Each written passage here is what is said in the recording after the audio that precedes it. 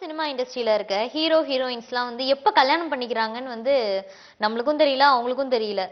பாவம் அவங்களுக்கே தெரியல, அப்புறம் நம்மளுக்கு எப்படி தெரியும்? கல்யாணம் பண்ணி முடிச்சதுக்கு அப்புறம் தான் நம்மளுக்கு தெரியும். இருந்தாலும் ஒரு சில விஷயங்கள் நம்மளுக்கு தெரியும்ல, இவங்களுக்கு கல்யாணம் ஆக போகுது அப்படின்னா நம்மளே முன்னாடி சொல்றோம்ல.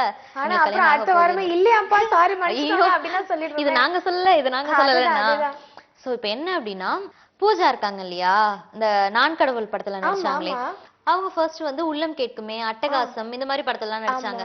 தம்பி, அதுக்கப்புறம் நான் கடவுள் இந்த படத்தெல்லாம் நடிச்சாங்க இல்லையா, அப்ப வந்து கொஞ்சம் ஃபேமா இருந்தாங்க. ஓகேவா, கொஞ்சம் பெரிய ஸ்டார்ஸ் கூட நடிச்சோம். அடுத்தடுத்த படங்கள் அவங்களுக்கு கண்டினியூவா வந்தது இல்லையா? சோ பெரிய ஸ்டார்ஸ் கூட எல்லாம் நடிச்சோம்னா கொஞ்சம் ஃபேமா இருந்தாங்க. அப்புறம் அதுக்கப்புறம் ரொம்ப ஃபேமஸ் ஆனது எப்போனா ஆர்யா.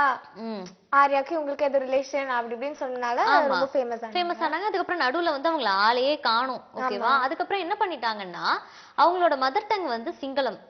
ஓகேவா, சோ அவங்க இலங்கை பெண் தானே, அங்க சிங்களம் லாங்குவேஜ்ல வந்துட்டு படங்கள் நடிக்க போயிட்டாங்களாம். அப்படியா? ஆமா. சோ இப்ப வந்து ரீஎன்ட்ரி கொடுத்தாங்க இல்லையா, அந்த விடியும் முன் இந்த படத்தெல்லாம் ரீஎன்ட்ரி கொடுத்தாங்க இல்லையா, அதுவும் வந்து அவங்களுக்கு அவ்வளவு ஒரு கம்பேக் மூவி இல்ல. ஆமா, சொல்லிக்கிற அளவுக்கு எதுவும் போல இல்லையா. அதுக்கப்புறம் நிறைய வந்து இதெல்லாம் பண்ணாங்கன்னு வச்சுக்கோங்க, பாலா சாருக்கு அப்புறம் ஆர்யாவுக்கு அந்த மாதிரி வந்து ஸ்டேஜ் ஷோஸ்ல எல்லாம் முத்தம் கொடுக்கறது, சோ இந்த மாதிரி எல்லாம் பண்ணாங்க இல்லையா. காசிப் டாக் மூலமா தான் அவங்க வந்து ஃபேமஸா நல்லா பேசப்பட்டாங்க. அவங்களுக்கு வந்து நிறைய ஃப்ரெண்ட்ஸா தமிழ் சினிமா இண்டஸ்ட்ரியில. ஓகேவா, அவங்க வந்து வாய்ப்பு கேட்க போகும்போது அந்த ஃப்ரெண்ட்ஸ் எல்லாம் வந்துட்டு அப்படி நாசூக்கா இல்ல நான் வந்துட்டு ஏற்கனவே செலக்ட் பண்ணிட்டேன் அப்படிலாம் வந்து சொல்லியிருக்காங்களாம் அவங்க கிட்ட.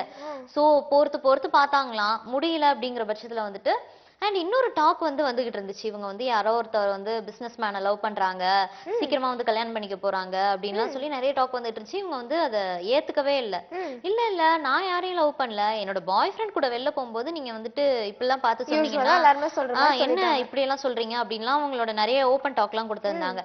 இப்ப என்ன விஷயம் அப்படின்னா அவங்களுக்கு வந்துட்டு லவர் இருக்காங்க, அவங்களும் வந்துட்டு இலங்கை தானா. ஓகேவா, சிங்களரா அவங்க ஒருத்தவங்க. அவங்க பேரு வந்துட்டு தீபக் சண்முகநாதன். தமிழ் பேரா இருக்கு பத்தியா, தமிழ் பேரு.